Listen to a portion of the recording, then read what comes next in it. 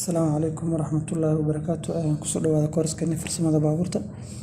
Waxaan ku guda jirnay cutubkeena saddexaad. Waxaan u guda galaynaa casharkeena afraad. Casharka afraad waxa uga hadli doonaa isbarbardhigga labada matoorka naaftada iyo matoorka baasiinka ama badaroolka ah. Waxaan inoo soo jeedinay casharkan anigu ah Maxamed Xirsi Faarax. Wixii jawaab celin waxaa noogu soo celin kartaan emailka shaashadayna ka muuqda. Koorskan waxaa kala socoteen mareegtada Somalism Online Academy. Isbarbardhigga labada matoorka naaftada iyo matoorka badaroolka ah. Matoorka badaroolka waxa uu qaraxo ama gubashadu matoorka badaroolka ah qaraxa ama gubashada waxa sameeya balaaga, halka matoorka dieselka ama naaftada ah qaraxa uu ka dhasho cadaadis sare oo baston ku sameeyo. Matoorka badaroolka waxa shidaalka iyo hawada isku qasmaan inta aysan cadaadis ku dhicin ka hor, halka matoorka naaftada hawada iyo shidaalku ay isku qasmaan gubashada kadib ama qaraxa kadib. Matoorka badaroolka waxa uu isticmaalaa balaagyo, halka matoorka naaftada ama dieselka uu isticmaalo jigtaro iyo kululeys.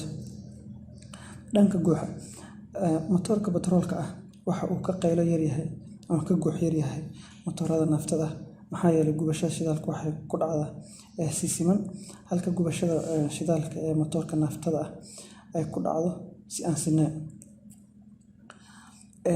Waayo shidaalka matoorka badaroolka waxa uu isku qasmaa gubashada ka hor, yacni hawadii iyo shidaalka markay isku qasmaan kadib ayuu qaraxu dhacaa matoorka badaroolka, halka naaftada ay dhacdo yacni hawada iyo shidaalku ay isku qasmaan gubashada kadib. Taas baa keenaysa marka inaysan si siman u qaraxu u dhicin. Cadaadiska ay sameeyaan labada matoor haddii naafto lagu shubo matoor baasiin ama badarool wax qaraxa ma dhacayo maxaa yeelay isgedgediska naaftada aad u yar yahay, lamana falgalayo hawada. Sidaa darteed balaagyadu gubasho ama wax qarax ma sameynayaan.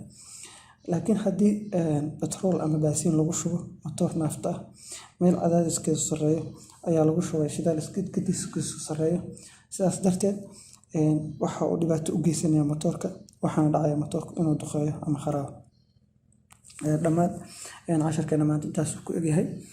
Insha Allah aad baa u mahadsantihiin. Casharkan iyo casharka xiga waa noo ballan insha Allah.